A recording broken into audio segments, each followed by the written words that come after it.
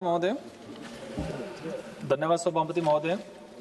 जन विश्वास विधेयक 2026 महोदय, इस विधेयक में 23 मंत्रालयों से संबंधित 800 के करीब अपराधों को सजा के प्रावधान से निकालकर मामूली आर्थिक जुर्माना तक सीमित करने का काम किया गया है।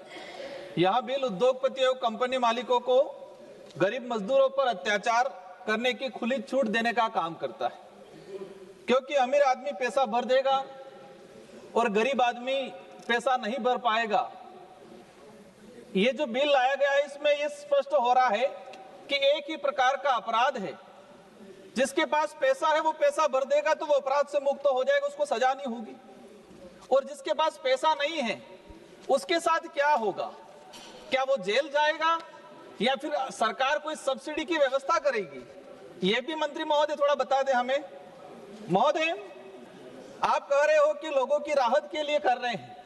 मैं बताना चाहूंगा कि भारत देश के अंदर वर्तमान में 5,25,000 लोग वर्तमान जेल के अंदर हैं और इसमें दोष सिद्ध जो हुआ है मात्र 1,25,000 पर दोष सिद्ध हुआ है और 4 लाख के करीब लोग विचाराधीन मामलों में पड़े हुए। कई ऐसे परिवार, कई ऐसे लोग हैं जिन्होंने जो गुनाह किया उसकी सजा तो होगी 6 महीना, लेकिन वो साल भर तक जेल में पड़े हुए। और इसमें देखा जाएगा अधिकतर आदिवासी, दलित, पिछड़ा, गरीब तबके का परिवार होगा। किसी का बेटा होगा, किसी का पिता होगा। लोग दर दर की ठोकरें खा रहे हैं और 4 लाख के करीब लोग आज जेलों में विचाराधीन मामलों में पड़े हुए हैं। सरकार को सबसे पहले इनके बारे में सोचने की जरूरत है। माननीय सभापति महोदय, मात्र राजस्थान के अंदर 17,000 लोग जेलों में हैं। इसमें अमीर आदमी तो मर्डर कर देगा और बाहर आ जाता है। कई हमने देखे देश में कि करोड़ों रुपया लूट के लोग विदेश चले जाते हैं और एक बेचारा मामूली सा व्यक्ति अगर कोई पेट भरने के लिए कुछ छोटा मोटा कहीं हो गया है, गलती हुई है, तो वो जेलों के अंदर सड़ रहा है। सभापति महोदय, आज हमने देखा है कि पिछली बार पैसा कानून 1966 में जो आया 5वीं अनुसूची क्षेत्र के अंदर, उसमें प्रावधान किया गया कि आदिवासी बाहुल्य क्षेत्र के अंदर रूढ़िगत ग्राम सभा को एक संवैधानिक मान्यता दी और उसमें प्रावधान किया गया था कि 2 साल की कम सजा वाले जो प्रावधान है वो ग्राम सभा को हैंडओवर कर दिया जाए और ग्राम सभा अपने रूढ़िगत पारंपरिक व्यवस्था के तहत एक समाधान करके उसका निस्तारण करे।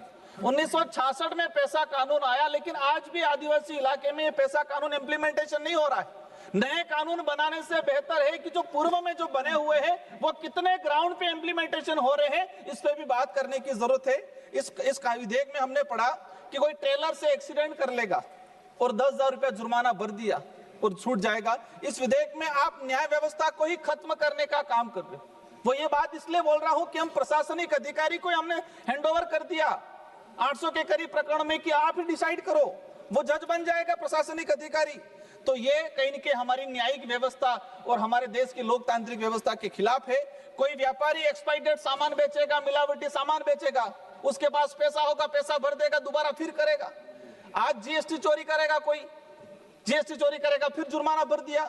शमशान घाट और कब्रिस्तान बंद करने के मामले में आपने कहा कि 1,000 रुपया जुर्माना। आज देश के आदिवासी, दलित, पिछड़े इलाके में हम देख रहे हैं, माइनॉरिटी मुसलमान के इलाके में हम देख रहे हैं कि उसको कब्रिस्तान जाने के लिए बंधक बना दिया जाता है, रास्ता रोक दिया जाता है। ऐसे बड़े बड़े सामाजिक अपराध जो जातिगत व्यवस्था, जो भेदभाव की सोच के साथ किए जाते हैं, उनको हम कह रहे हैं 1,000 रुपया भर दो छूट जाओगे। तो ये जिस तरह से एक अमीर लोगों को, व्यापारी वर्गों को, कंपनी मालिकों को, उद्योगपतियों को एक अपराध करने की खुली छूट देने का जो काम किया जा रहा है, ये जो बिल लाया जा रहा है, उसका हम कड़ा विरोध करते हैं। हमने देखा बिजली चोरी के मामले में एक उद्योगपति उद्योग के लिए अगर बिजली चोरी करेगा, आप 20,000 रुपया भर तो छूट जाएगा। मतलब लाखों की चोरी कर रहा है, वो पकड़ा जाएगा, 20,000 रुपये भर तो छोड़ जाएगा। वाणिज्य सेवा के लिए 10,000 भर तो छूट जाएगा।